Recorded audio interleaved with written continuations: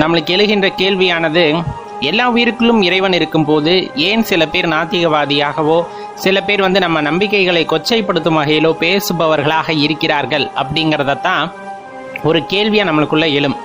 அதற்கான விடயத்தான் ரொம்ப பொறுமையா பார்க்க இருக்கோம். குறிப்பா நீங்க பார்த்தீங்கன்னா இந்த பிரபஞ்சம், அதுல நம்ம பால்வெளி மண்டலம், அதுல நம்ம சூரிய குடும்பம், அதுல பூமி இப்படின்ட்டு இது ரொம்ப சிறிய விஷயம்தான். கடவுள் அப்படிங்கிற அந்த பெரிய கோட்பாடுக்குள்ள இது ரொம்ப சின்ன விஷயம்தான். அதுலேயும் நம்ம ஒரு தனி மனிதனாக பார்த்தா அது ஒரு பெரிய விஷயமே கிடையாது. அப்படி இருக்கையில ஒவ்வொருத்தரும் ஒவ்வொரு பிறப்பு எடுக்கிறாங்க. எல்லாமாகவும் இறைவன் இருக்கின்றார், சர்வ வியாபி அப்படின்னு சொல்றாங்க. அப்படிங்கும் போது கண்டிப்பா எல்லாத்துக்கு பின்னாடி ஒரு அர்த்தம் இருக்கும், காரண காரியம் இருக்கும். சரி, ஏன் அப்படிங்கிறதுக்கான விளக்கம் வேணும் அல்லவா? அது நீங்க சிவபுராணம் திருவாசகம் படிக்கும்போது சிவபுராணத்துல ஒரு இடத்துல ரொம்ப அழகா குறிப்பிடுவாங்க. சிவன் அவன் என் சிந்தையுள் நின்றதனால் அவன் அருளாலே அவன்தாள் வணங்கி சிந்தை மகிழ சிவபுராணம் தன்னை முந்தை வினை முழுவதும் மோய உரைப்பன் யான் அப்படின்னு சொல்லிட்டு பாடப்பட்டிருக்கும். அதுல முதல் 2 வரிகளை கவனிங்க. சிவன் அவன் என் சிந்தையுள் நின்றதனால் அவன் அருளாலே அவன்தாள் வணங்கி அப்படின்னு சொல்லிட்டு அந்த 2 வரிகளே இதற்கான விடையை நமக்கு கொடுத்து விடுகின்றது. பெரும்பாலும் மனிதர்கள்னு இல்லை, எல்லா உயிரினங்களும் வித்தியாசமான குணம் கொண்டவை. எல்லா உயிர்களுக்குள்ளும் எல்லா உயிராகவும் இறைவன் இருக்கிறார். எல்லா உயிர்களுக்குள்ளும் இருக்கின்ற இறைவன் வெளிப்பட்டு விடுவதில்லை. அவரவர் செய்த புண்ணிய பலன்களுக்கு ஏற்ப, அவரவர் செய்யும் முயற்சிகளுக்கு ஏற்ப, எப்படி தனக்குள் இருக்கின்ற இறைவனை உணர்ந்து கொள்ள வேண்டும்னு யார் ஒருத்தர் முயற்சி செய்கிறாங்களோ, எவ்வளவு முயற்சி செய்தாலும் அவர்களுக்கு இறைவனின் அருள் வேண்டும். அப்படி இறைவன் அருள் இருந்தால்தான் இறைவனைவே வணங்க முடியும் அப்படிங்கறதுதான் அதுல குறிப்பிட்டு சொல்லக்கூடிய விஷயமா இருக்கு.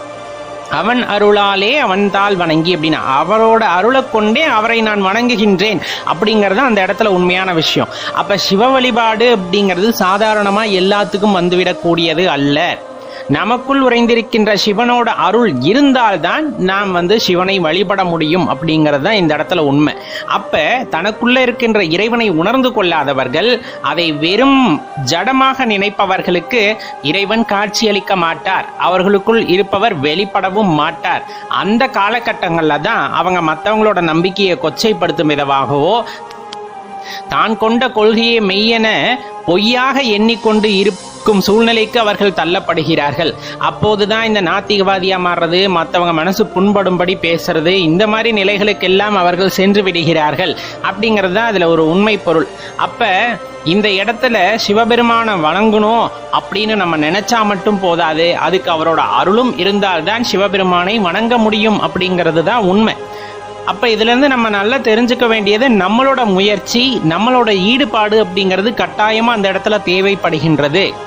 நம்ம எந்த முயற்சியுமே செய்யாம எல்லாமே எனக்கு சேரணும் அப்படின்னு நினைக்கிறது ரொம்பவே தவறான விஷயம். அப்ப இறைவனின் அருளை பெற முயற்சி செய்தோம் என்றால் ஆன்மீகத்தில் நாம் ஒரு உத்தமமான நிலையை எய்த முடியும் அப்படிங்கிறது தான் உண்மை நண்பர்களே. ரொம்பவே சிறிய பதிவா இருந்தாலும் சற்றே யோசித்து பாருங்கள்.